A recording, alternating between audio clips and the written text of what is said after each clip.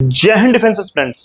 Defence aspirants, आज हमारे बीच है हमारी एक स्टूडेंट जो कि एनडीए फाउंडेशन की स्टूडेंट है और इसका एनडीए का एग्जाम क्लियर हुआ है। सबसे पहले तो पायल, आपको कॉन्ग्रेचुलेशन आपके NDA exam thank you clear होने सर। के लिए। अभी मैं थोड़ा सा आपके बारे में जानना चाहूंगा और जो हमारे डिफेंस एस्पिरेंट्स हैं उनके लिए, ताकि थोड़ी सी चीज़ें उनको बताएं ताकि वो भी अपनी लाइफ में कुछ अचीव कर सकें। जो चीज़ें आपने सीखी हैं उससे वो भी कुछ सीख सकें। तो सबसे पहले तो मैं आपको ये जानना चाहूंगा कि जो आप एनडीए में आना चाह रहे थे, तो एनडीए के बारे में कब आपको पता चला? पहले तो सर एनडीए के बारे में तो 2019 में बातें चली थी। नोटिफिकेशन आई थी 2019 में और 2021 में इसका जो है ओपन हो गया था, फॉर्म्स ओपन हो गए थे 2021 में। तो आपको इसके बारे में, क्योंकि पहले आपका ये ड्रीम पहले से था या फिर अभी ड्रीम हुआ ये? नहीं सर, ड्रीम तो पहले से था क्योंकि मेरे पेरेंट्स और थोड़ा और पीछे बैकग्राउंड थोड़ा उससे था, आर्म फोर्स से रिलेटेड था ना। तो फिर मुझे स्टार्टिंग में था सीडीएस के थ्रू जाने का, लेकिन जैसे एनडीए की नोटिफिकेशन आई थोड़ा फैमिलियर हुए कि नहीं एनडीए के थ्रू जा सकते हैं, तो मेरा थोड़ा एनडीए की साइड डेडिकेशन स्टार्ट हुआ। ठीक है, फिर आप जो है 10th के बाद जो है नोबल दून डिफेंस अकेडमी आपने ज्वाइन की। आपने 10th के बाद 11th 12th Nobel Doon defence academy से किया है और आपका यानी एनडी फाउंडेशन पूरा आपका यहाँ से हुआ है। तो आपका क्या लगा था जिस टाइम पे आप आ रहे थे 10th में, 10th के बाद आपने अकेडमी ज्वाइन करनी थी, तो क्या आपको एक आपके अंदर चेंजेस आए जो अकेडमी से पहले थे और अकेडमी के बाद, जो अकेडमी के अंदर जो रहते हुए क्या चेंजेस आपके अंदर आए? सर स्टार्टिंग में थोड़ा नर्वस थे जब आए कि 11th के साथ कैसे हम लोग एनडी का सिलेबस करेंगे, उसका सिलेबस क्या होगा, कैसे कवर करा जाएगा। और ऊपर से मैंने पीसीएम लिया था, तो फिर मुझे जीईटी का थोड़ा टेंशन था कि जीईटी साइड बाय साइड कैसे कवर कर पाएंगे। लेकिन मेरी क्लासेज जैसे स्टार्ट हुई, टीचर्स ने पढ़ाना शुरू करा, तो थोड़ा कॉन्फिडेंस गेन हुआ। और टीचर्स, अब वही बात है, एफर्ट्स हमें लगाने पड़ते हैं। टीचर्स अगर मैं 10 to 30% पढ़ा रहे हैं तो 90 to 70% हमारे एफर्ट्स होंगे। और फिर जैसे जैसे ही धीरे धीरे टाइम बीतता गया, 12th आई, तो टॉपिक अच्छे लगे और साइड बाय साइड जब एनडी की प्रिपरेशन हुई तो हम लोग टॉपिक्स को बहुत ही अच्छे से क्लैरिटी से पढ़ पाए। ठीक है, तो अगर मैथ्स की क्लास के बारे में क्या कहोगे आप? सर मैथ्स की क्लास, विवेक सर बहुत स्ट्रिक्ट हैं वो क्लासेस में, लेकिन उनका क्लासेस बहुत ही ज़्यादा अच्छी रहती थी। वो पूरा 1 आवर अच्छे से पढ़ाते थे, बहुत ही क्लैरिटी से और आराम से पढ़ाते थे। उन्हें कोई जल्दबाजी नहीं रहती थी कि नहीं टॉपिक कवर करा देते हैं। वो एक्स्ट्रा क्लासेस लेने को तैयार रहते थे। और जब क्लासेस ख़त्म हुई तो हमेशा हमारे लिए वेट करते थे कि बच्चे आएंगे, डाउट्स पूछेंगे। बिना हमारे डाउट्स क्लियर करे उन्होंने कभी हमें छोड़ा नहीं। और इंग्लिश वाले सर के मनीष सर? मनीष सर और Pallavi ma'am, GAT and English. So GAT और इंग्लिश थोड़ा वास्ट है, और जीएटी तो ऑफ कोर्स बोरिंग लगता है, थोड़ा हिस्ट्री और जियो का पार्ट आ जाता है। तो उनकी क्लास हमेशा थोड़ी चेयरफुल रहती थी कि नहीं बच्चों को थोड़ा स्टोरी के वे में पढ़ा दे। पल्लवी मैम तो पहले हमें स्टोरीज बताती थी वो कि ऐसे होता था, फिर थोड़ा रिलेट करो उसको, उसके बाद ये इवेंट हुआ, ये इवेंट हुआ, फिर नोट्स बनाते थे हम लोग, खुद से बैठ के नोट्स बनाते थे उधर ही। और इंग्लिश सर, वो हमें वो कैब हर दिन वो कैब कराते थे। वो कैब का तो उनका रोज़ का ही था कि इतना वो कैब मुझे पढ़ाना है बच्चों को। और फिर नेक्स्ट डे आके वो स्टार्टिंग के 10 to 15 मिनट्स हमसे हमेशा टेस्ट लेते थे, ताकि हमें भी हम रिवाइज करने पे लगे रहें कि नहीं रिवीजन बहुत ज़रूरी है। तो आपने जो अपनी स्टडीज को मैनेज किया 11th 12th के साथ साथ जो एनडी की तैयारी चली आपकी, क्योंकि आपको पता, सबको पता है ये सारी चीजें कि जो 11th का कोर्स है यानी 60% 11th का मैथ्स आता है और 40% आपका 12th का आता है। तो जैसे कि अकेडमी में आपको कराया होगा, तो 11th का पोर्शन के साथ साथ आपको एनडी की तैयारी भी कराई होगी। तो ये 11th में ही आपका सारा कोर्स हो गया था कंप्लीट? सर ऑलमोस्ट हो गया था 60 to 70%। अब जब हमारा मैथ्स की क्लासेस स्टार्ट हुई तो सर ने हमें स्टार्टिंग में कह दिया था कि कुछ आपके पार्ट्स हैं, आपको वो छोड़ने नहीं है, उन पे आपको अच्छा ग्रिप बनाना पड़ेगा, लाइक ट्रिग्नोमेट्री। तो सर हमेशा चैप्टर कंप्लीट होने के बाद हमें बहुत ही बड़ी पीडीएफ डालते थे कि आप इसको सॉल्व करो, जब तक नेक्स्ट चैप्टर चल रहा है उसको रिवाइज करो, प्रीवियस चैप्टर के सब कुछ सॉल्व करो, कोई डाउट्स होता है मेरे से पूछो। तो उसमें बहुत हेल्प हुआ था मैथ में। तो आपने किस तरीके से तैयारी की थी, जो आपका पूरा पैटर्न रहा, जो 11th 12th किया उसके साथ साथ आपने एनडी की तैयारी थी, तो किस तरीके से आपने क्या क्या चीजें मैनेज की और किस तरीके से आपका जो है इसका पूरे प्रोसेस में हो रहा है सर चीजें? 11th में मैंने अपना एनडी के ऊपर पूरा फोकस करा था। 12th में तो थोड़ा 12th का भी हो जाता है टेंशन। तो फिर 11th मैंने जितना सर पढ़ाते थे उसके अपार्ट पीवाईक्यूज करे, चैप्टर वाइज पीवाईक्यूज करे। फिर जीएटी रहा, जीएटी के नोट्स बनाए, नोट्स को रोज रिवाइज करते चलो। इंग्लिश है, इंग्लिश में वो कैब पढ़ते चलो, जितना सर रूल्स पढ़ा रहे हैं हर एक रूल से गो थ्रू करो, रोज करो। अब मैं 12th की बात कर लेता हूँ। तो जो 12th में आपके जैसे परसेंटेज बनी है, अभी 90 के करीब आपकी परसेंटेज बनी है, तो वो परसेंटेज आप कितना ये कहते हो कि डेडिकेट करते हो कि सिर्फ जो है क्लास से ही पढ़ के मैंने कर लिया, या फिर कुछ और एक्स्ट्रा एक्टिविटीज नहीं सर, आपने मैंने किया? सिर्फ क्लास से पढ़ा था। सर पढ़ाते थे, मैं उन नोट से गो थ्रू करती थी। वो हमारे पास एक्स्ट्रा बुक्स थी, लाइक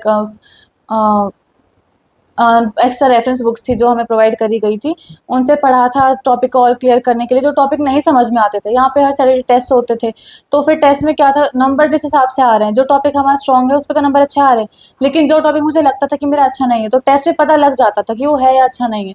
तो फिर वही टीचर से पूछो, वापस से एक बार पूछो, 2 बार पूछो, 3 बार पूछो, तो हर एक टॉपिक में साथ साथ क्लियर करती चली थी। और आई वुड से कि 11 ज़्यादा टफ होती है एज़ कम्पेयर टू 12th ना। तो फिर मैंने अभी सितंबर तक तो बेसिकली थोड़ा ईजिली लिया था 12th को, उसके बाद मैंने ज़्यादा अच्छे से प्रिपरेशन करा था 12th के लिए।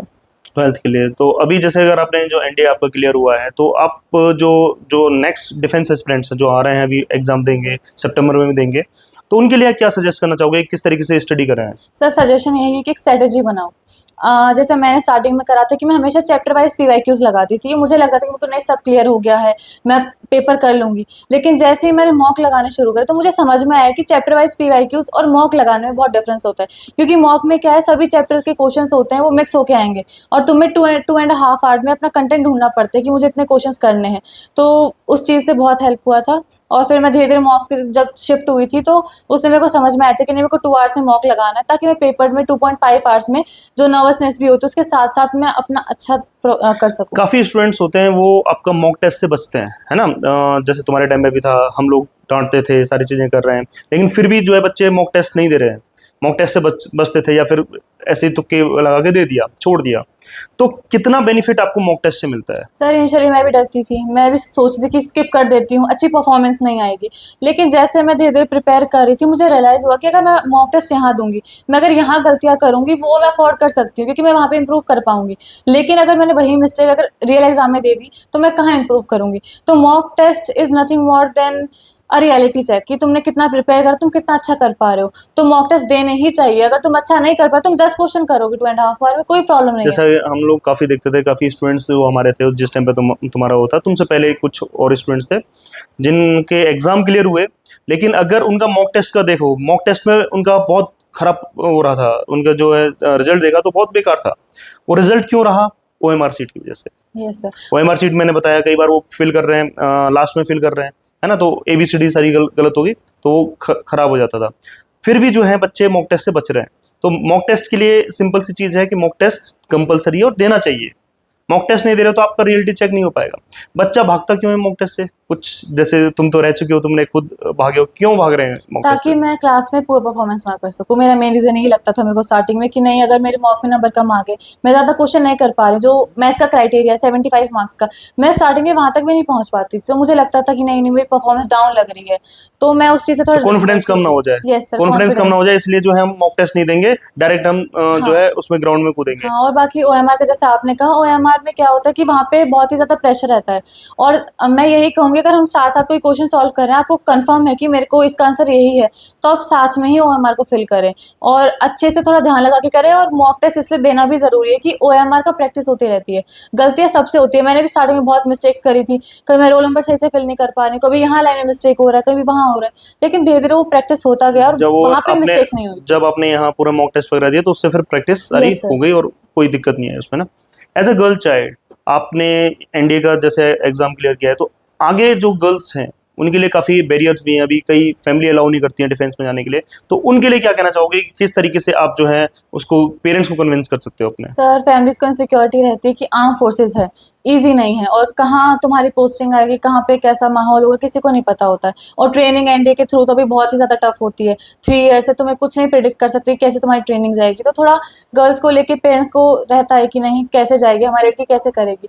लेकिन अगर तुम्हें खुद पे फेथ होना चाहिए, तुम्हें डेडिकेटेड होना पड़ेगा उस चीज़ के लिए। अपने पेरेंट्स को तुम्हें कन्विंस करना पड़ेगा, उनकी वरीज वैलिड हैं, लेकिन अगर तुम्हारा डेडिकेशन है, तुम लोग उस चीज़ के लिए अच्छे से वर्क करना चाहते हो, तो तुम्हारा काम है पेरेंट्स को कन्विंस करना, और तुम कन्विंस कर पा रहे हो, तुम वर्क करोगे उस चीज़ को लेकर।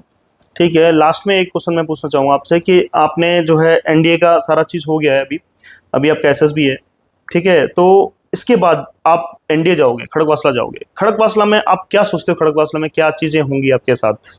सर मैं तो यही सोचती हूँ ईजी नहीं होगा, क्या पता वहाँ पे नींद कंप्लीट ना हो, क्या पता तुम्हें प्रॉपर रेस्ट भी ना मिल पा रहा हो। स्टडीज़ के लिए स्टडीज़ तो करनी, 3 इयर्स का ग्रेजुएशन है, साइड बाय साइड कैसी ट्रेनिंग होगी कुछ प्रेडिक्ट नहीं कर सकते हैं, तो तो उस चीज़ के लिए आपके मैं लिए ये मेंटली प्रिपेयर चीजें हो रही हूँ। कुछ काम आएंगी जो आपको एकेडमी में किया जाता था, सुबह आपको जल्दी उसके लिए फिजिकल के उठाया जा रहा है, फिर उसके लिए लेट नाइट के लिए बोला जा रहा है कि पढ़ाई करो, 11 बजे तक अपना सो जाओ, तो क्या ये चीजें जो है सारी आपकी वहाँ काम आएंगी? यस सर, ये तो मतलब मुझे खुद से लेट नाइट स्टडीज़ का शौक है। मैं दिन में इतना चलो नहीं होता है, रात को मैं पढ़ना प्रेफर करती हूँ। आप लोग सुबह 5 बजे उठा देते थे, गुस्सा आता था हमको कि उठा दे रहे हैं, हम रात को लेट नाइट स्टडीज़ कर रहे हैं। तो अब मेरे को समझ में आ रहा है कि वो इसलिए था कि हम लोग अभी से मेंटली प्रिपेयर हो जाए कि नहीं, वहाँ पे तुम्हें प्रॉपर रेस्ट नहीं मिलेगा। अपना बॉडी को इस वे में डेवलप करो कि तुम अगर बिना रेस्ट भी काम करो, फिर वापस से एक्सरसाइज करी, इतनी एक्सरसाइज करने के बाद फिर ब्रेकफास्ट, फिर वापस इतना बड़ा क्लासेस, फिर आधे घंटे का रेस्ट, फिर वापस से क्लास में आके बैठ जाओ। तो बहुत ही अच्छा था वो। तो यानी ओवरऑल ये है कि आपको एक एक्सपीरियंस मिल चुका है कि जिस एकेडमी में आप जाओगे, खड़गवासला जाएंगे, तो वहाँ आपके लिए कुछ ज़्यादा डिफिकल्ट नहीं होगा, यस कुछ सर, चेंज नहीं होगा ज़्यादा, उतनी थोड़ी बहुत चीज़ें होंगी, उसी को थोड़ा अपग्रेड करके मिल जाएगा, यस सर, वो अपग्रेड होगा तो हम उसे टैकल कर पाएंगे, टैकल कोई कर प्रॉब्लम पाएंगे। नहीं है। ठीक है, ठीक है, ओके, थैंक यू पायल। जय हिंद, जय भारत।